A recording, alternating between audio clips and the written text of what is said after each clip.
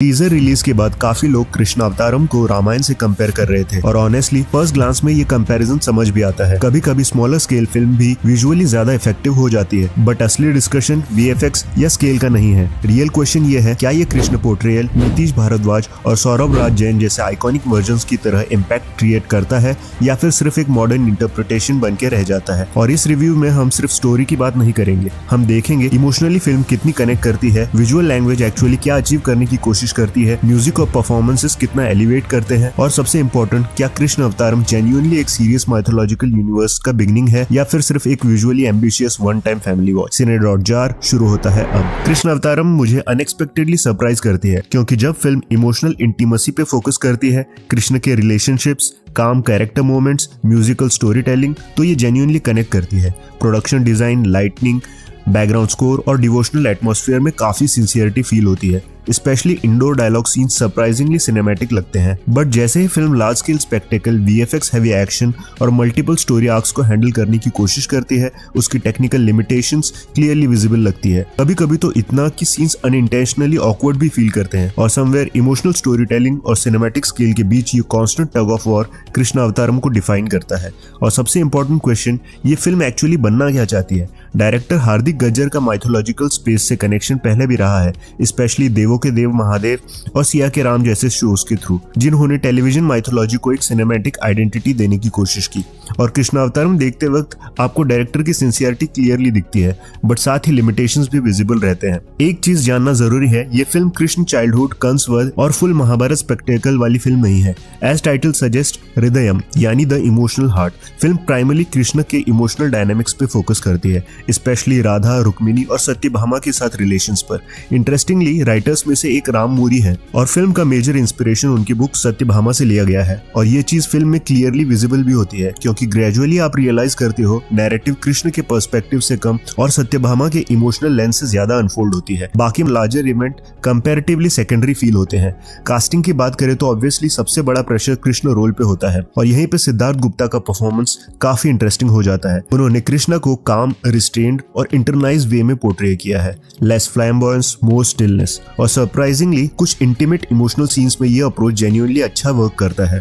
But problem यह है कि कृष्ण जैसे आइकॉनिक कैरेक्टर्स के लिए कंपैरिजन अनअवॉइडेबल है, स्पेशली विद नीतीश भारद्वाज और सौरभ राज जैन। नीतीश भारद्वाज का कृष्ण ऑलमोस्ट टाइमलेस और स्पिरिचुअल फील देता है, वहीं सौरभ का पोर्ट्रियल ज्यादा करिज्मेटिक, प्लेफुल और इंस्टेंटली लाइकेबल था। उस कंपैरिजन में सिद्धार्थ गुप्ता का वर्जन इंटेंशनली डिफरेंट लगता है। वो larger than life charm avoid करता है और एक grounded, emotionally restrained interpretation choose करता है। स्पेशली इनिशियल एक्सेप्टेंस थोड़ा टाइम लेता है, but gradually you realise performance weak नहीं है, बस टोनल अप्रोच डिफरेंट है। Overall it's a sincere performance, बस आइकॉनिक बेंचमार्क की वजह से इम्पैक्ट स्लोली बिल्ड होता है, इंस्टेंटली नहीं।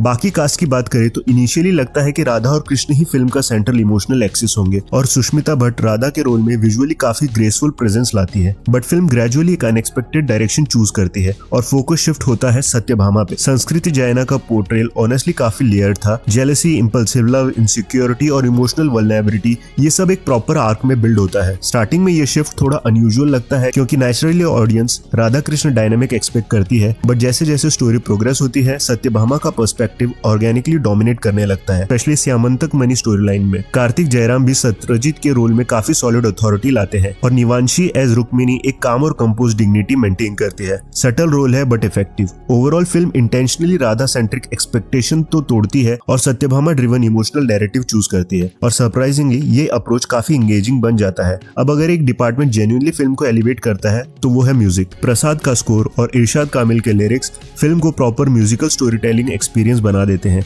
यहाँ सॉन्ग सिर्फ इंटरप्शन नहीं लगते, they actually push emotion forward. और सबसे रिफ्रेशिंग चीज, फिल्म सॉन्ग्स को मॉडर्न मॉन्टेज स्टाइल में शूट नहीं करती। आजकल mostly songs tight framing, limited sets और आर्टिफिशियल मूवमेंट पे डिपेंड होता है, बट यहाँ makers proper spatial choreography use करते हैं, large sets, crowd movements, frame depth, और इसी वजह से सॉन्ग्स में एक old school cinematic grandeur feel आता है। कहीं ना कहीं देवदास और जोधा अकबर टाइप स्टेजिंग याद आ जाती है, जहाँ सॉन्ग्स बैकग्राउंड फिलर नहीं होते, प्रॉपर विजुअल स्टोरी टेलिंग होते थे। अंत में आरंभ, और ऑनेस्टली ये वही ट्रैक है जो फिल्म खत्म होने के बाद भी याद रहता है। सॉन्ग सॉफ्ट मेलोडी से स्टार्ट होता है, बट ग्रेजुअली सोनू निगम के वोकल्स इसे ग्रैंड इमोशनल स्केल पे लेके जाते हैं, इसीलिए one of the strongest part of the film है। फिर श्यामल सावरे इस सॉन्ग का कोरस जेन्युइनली ब्यूटीफुल साउंड करते करता है और उसमें प्लेफुल डिवोशनल एनर्जी काफी नेचुरली फ्लो करती है और कोरियोग्राफी भी सरप्राइजिंगली क्लीन फील होती है। Then comes Krishna Govinda, pure film energy spike, specially Sanskriti Jaina के around choreographed portions. Interesting part ये है, despite multiple dancers song overcrowded feel नहीं होता। कैमरा और परफॉर्मेंस प्रॉपरली सेट को यूज करते हैं, सिर्फ फ्रेम फिल नहीं करते और यही चीज सॉन्ग्स को मॉडर्न ओवर एडिटेड कोरियोग्राफी से अलग बनाती है। अब विजुअल्स की बात करते हैं और यहाँ पहला एक इंपॉर्टेंट कंटेक्स्ट क्लियर करना जरूरी है, क्योंकि रिलीज के टाइम पे ऑनलाइन काफी कंपैरिजन्स हो रहे थे, स्पेशली रामायण के साथ, और कुछ लोग कृष्ण अवतारम को विजुअली सुपीरियर भी बोल रहे थे। बट ऑनेस्टली सरफेस लेवल पे कंपैरिजन अंडरस्टैंडेबल है, डीपर लेवल पे both projects are trying to achieve different things. Ramayan का गोल है इमर्सिव वर्ल्ड बिल्डिंग बनाना, कंटिन्यूअस ज्योग्राफी फील हो, स्पेस बिलीवेबल लगे, वर्ल्ड ऑर्गेनिकली एक्सपैंड होता है। बट कृष्ण अवतारम के विजुअल्स इंटेंशनली फंडामेंटली डिफरेंट है। ये रियलिज्म सिमुलेट करने की कोशिश नहीं करती, ये एक theatrical emotionally framed visual experience create करती है। सिंपल डिस्टिंक्शन ये है, Ramayana creates a world you can walk into, Krishna Avataram creates a world you observe emotionally. और फिल्म का strongest visual identity controlled indoor environments में दिखता है। प्रोडक्शन डिजाइन काफी कंसिस्टेंट है, द्वारका इंटीरियर्स रिच फील करते हैं, पैलेसेस डिटेल्ड है, गोल्ड हैवी एस्थेटिक एक स्ट्रॉन्ग विजुअल सिग्नेचर क्रिएट करता है। इंडोर डायलॉग सीन्स विजुअली काफी स्टेबल और सिनेमैटिक लगते हैं। कॉस्ट्यूम डिजाइन भी वर्ल्ड को सपोर्ट करता है। तो लाइटिंग में भी कैरेक्टर विजुअली फ्रेम के अंदर स्टैंड आउट करते हैं। लाइटिंग अप्रोच काफी डेलिब्रेट है, indirect lighting, shadow heavy framing. एक राधा कृष्ण का सनसेट सीन तो ऑलमोस्ट पेंटिंग जैसा लगता है और वहीं पे फिल्म का स्ट्रॉन्गेस्ट विजुअल लैंग्वेज विजिबल होता है। बट प्रॉब्लम तब स्टार्ट होती है जब फिल्म कंट्रोल इंटीरियर से बाहर निकलती है। आउटडोर और लार्ज स्केल सीक्वेंसेस में रियलिज्म एक्सपेक्टेशंस ऑटोमेटिकली इंक्रीज हो जाते हैं और वहीं पे लिमिटेशंस विजिबल होने लगती है। ग्रीन स्क्रीन का approach, weak texture blending, artificial backgrounds, inconsistent environmental depth, wide shots में ये गैप और विजिबल हो जाता है, specially large scale CGI heavy scenes में। एनिमल सीजीआई भी बहुत अननेचुरल है। बैटल सीक्वेंसेस कभी कभी ऑलमोस्ट वीडियो गेम एस्थेटिक तक ड्रॉप हो जाते हैं। एंडिंग भी फ्रेगमेंटेड फील होती है, जिस वजह से स्केल प्रॉपर्ली बिल्ड नहीं होता। नरकासुर सीक्वेंस स्पेशली एम्बिशन और एग्जीक्यूशन के बीच गैप बहुत ज्यादा है। और एक डिस्ट्रैक्टिंग चीज, opening childhood montage AI generated है।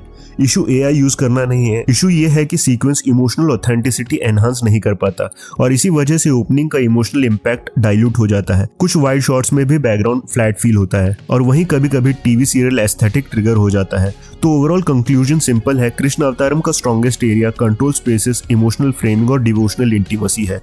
जैसे ही फिल्म एक्शन और लार्ज स्केल स्पेक्टिकल टेरिटरी में एंटर करती है, एग्जीक्यूशन इनकंसिस्टेंट हो जाता है, स्पेशली वीएफएक्स, एडिटिंग और एक्शन स्टेजिंग में। और इसी बेसिस पे फ्यूचर पार्ट्स को लेकर एक जेन्युइन कंसर्न भी क्रिएट होता है, क्योंकि नेक्स्ट फेज में अगर महाभारत और कुरुक्षेत्र वॉर की तरफ मूव करते हैं तो स्केल एक्सपोनेंशियली बड़ा हो जाएगा। और ऑनेस्टली करंट एक्शन हैंडलिंग को देखते हुए थोड़ी स्केप्टिसिज्म नेचुरली जस्टिफाइड लगती है। बट साथ ही फिल्म का इमोशनल बेस स्ट्रॉन्ग है, इंटेंट सिंसियर फील होता है, सिर्फ स्पेक्टेकल के थ्रू नहीं इमोशंस के थ्रू अप्रोच करने की कोशिश है, वो जेन्युइनली इंटरेस्टिंग है। अब देखना ये होगा क्या फ्यूचर पार्ट्स में इमोशनल स्ट्रेंथ को मेंटेन करते हुए टेक्निकल एग्जीक्यूशन भी नेक्स्ट लेवल तक जा पाता है या नहीं।